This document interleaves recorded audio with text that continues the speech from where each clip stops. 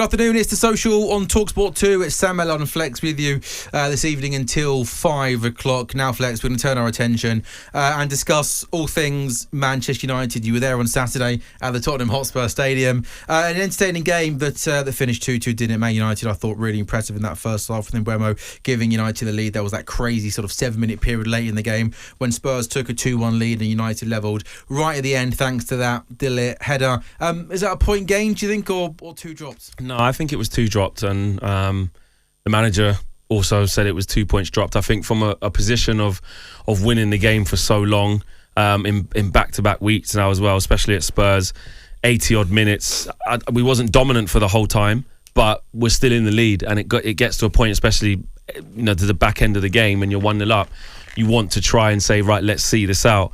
However, having said that, Man United have kept 1 clean sheet against Sunderland, I think, for the whole season. So clean sheets are very hard to come by for us. I think it's the lack of having that killer instinct when you're 1 up to go and kill a game, actually, which I think is hurting us as well. I think we're good in the majority of parts of the game, but then when we tire and need to make subs, the quality that comes on and the disruptiveness maybe it brings, and we lack fluidity and control. So look, there are positives, because in the last 5 games, we're unbeaten in the last 5 games, and 3 of those games were against Forest, Spurs, and a win at Anfield. So that you definitely take that, and in the next batch of 5 games, you'd probably take something similar again. That'll be like 10 games unbeaten. So it's small progress. But there's still glaring things wrong, and I actually like the fact that Ruben Amorim, and even in this period, quite a few times has said in his post-match interviews and even pre that. Yes, you look at it and results are improving. That's good. The players are more confident. That's good. But we are still a long way off where we want to be. I don't think any Man United fan thinks that we're back, or thinks that this is good enough for the long haul. This is just good enough for now to stabilise, get a little bit of calm, so that not after every result it's about the manager, it's about his future, it's a disgrace, and the media just calms everything down. Sure. And I think that's what we have now, a period of calm. And there has been improvement. I mean, Brian Mbeumo, is player of the month. Ruben Amorim won manager of the month of October. Both of them got individual awards. So that just shows you where they're coming from to where we are now. They're small steps in the right direction. Nowhere near anything to shout home about, but it's improvement nonetheless. So you said there that it's been clear progress, but clear things that need to be improved on. What would you say are the obvious things that have been really good, and what are the more obvious things that need to be better? I think what Amorim, in my opinion, and some Man United fans disagree with this, that the fact that I think he's tweaked the tactics, he's tweaked the instructions. Basic things, by the way. Since Sonny Lamans has come in against Sunderland, which we haven't lost on this 5-game run, we've just gone long. Instead of trying to play out from the back and encourage the front 3 of the opposition to come onto us, 3 centre-backs, 1v1, and we're trying to play out very intricately, losing the ball and turning it over. Just basic football, Sean Dyche style, if you want to call it whatever. Go long, play off the second ball.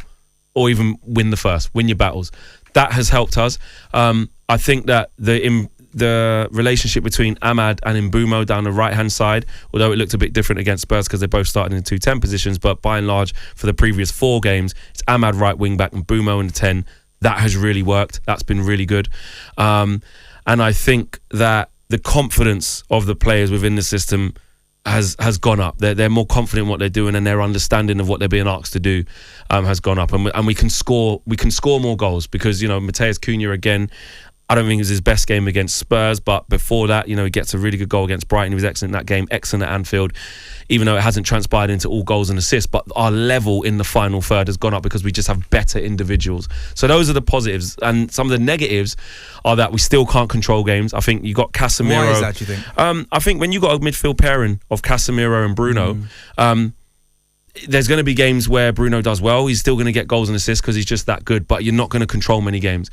Casemiro has actually been our best midfielder, and when he leaves the pitch, we tend to concede, and we're in trouble. Every time he comes off, you guys end up conceding emotional goals. But he shouldn't be the future. That we shouldn't be relying on a 33-year-old Casemiro in the last year of his contract, in my opinion.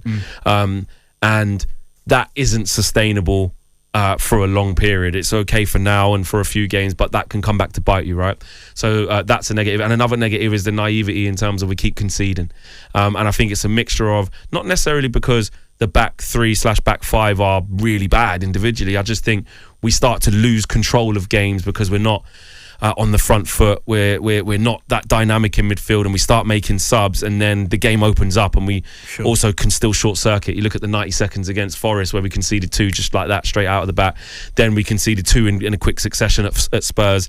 That gene is still in there. With 3-0 up against Brighton, concede 2 stupid goals, and you got to go again. Do you know what I mean? So that sort of bozo gene is kind of still in there a little bit. Those are the negatives. Yeah, but if I'd have said to you at the start of the season that come the third international break of the season, you guys are 7th in the table, you guys are a point off the top 4. But it's the points wise, it's that. Yeah, point of the top 4, you just snatch your hand off. You bite your hand off, and that's where what I have learned in the last couple of months is that we just need a bit of calm. Like, as United fans, there's some that are either like too positive and trying to bang the drum of like, see, everything's fine, this manager's great and the players will be fine, I told you it'll all work out. No, we're not there.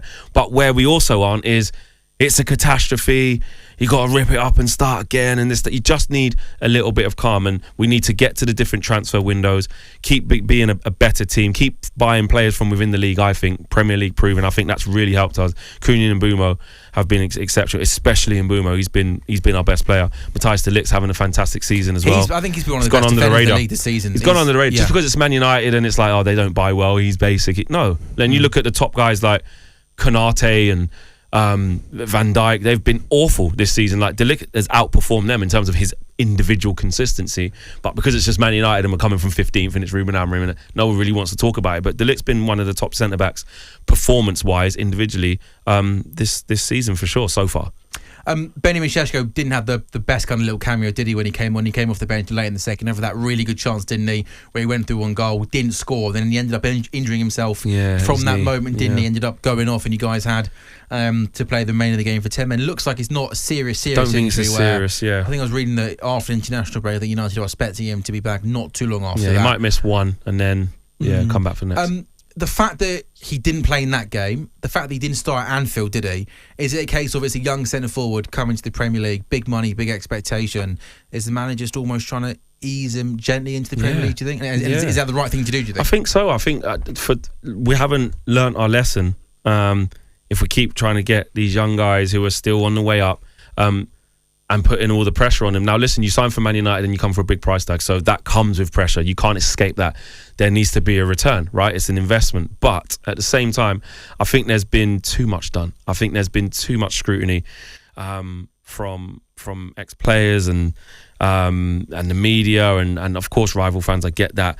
But I just think I see a young player who is going to develop. He has some really raw attributes. He is more raw at this stage than I thought he would be. I'll admit that. In what, like, just I thought, but because he's like 6 foot, because he's like 6'5", and the clips I've seen at Leipzig, sort of powering through people, I just thought was getting a bit more of a monster in the here and now. But it's not a problem. That's fine. He's got to learn the physicality. He's got 2 goals and like 2 assists, and he hasn't got as much starts as people think. He comes off the bench quite a bit, and Ruben Amorim clearly, like you say, in the bigger games, is still a little bit like, you're not quite ready yet, son. You're not quite ready yet. And what we keep doing is things the wrong way around. So for a while, I've wanted us to have an older, more experienced striker coupled with a younger striker so they can work in tangent, learn off each other, etc., or the younger one can learn off the older one. But what we've done is gone like either too old, so you've got Cavani and Ronaldo, and that's not really working, and you've got like too young, and you got like, Rasmus Højlund, all the pressure's on you, and you're not ready for it, and then you go and get you find that balance of the younger player learning from the more experienced player, and you can take a little bit of pressure off and we him. Just haven't got that balance yet. So I think Benjamin Šeško will be fine.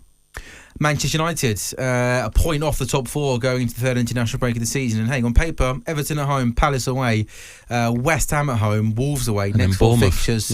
Possibly some decent games there for Manchester United. You're listening to The Social on talkSPORT 2 with William Hill. It's 18+. Gamble aware dog. Coming up next, we're doing Twitter Corner. Could we see a Premier League return for Ivan